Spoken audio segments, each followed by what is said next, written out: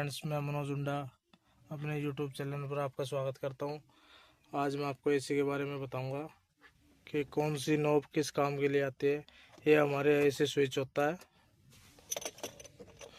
और ये हमारा एसी स्पीड नॉब होती है। इससे हम कम ज़्यादा स्पीड कर सकते हैं। और ये अपने टेम्परेचर होता है एसी और हीटर के लिए। अगर हम इसको घुमाते हैं तो ये हीटर पे आ जाता है और टेम्परेचर पे आ जाता है। ये डायरेक्शन मोड होता है भाई, फ्रंट फेस पे करने के लिए, ये फेस और फुट पे करने के लिए, फुट के लिए, और शीशे और फुट के लिए, और ये स्पेशल शीशे के लिए होता है। और सबसे जो ज़रूरी है वो लोगों को नहीं पता होता है किस लिए होता है। ये एसी फ्लैप होता है भाई, अंदर बाहर की हवा करने के लिए।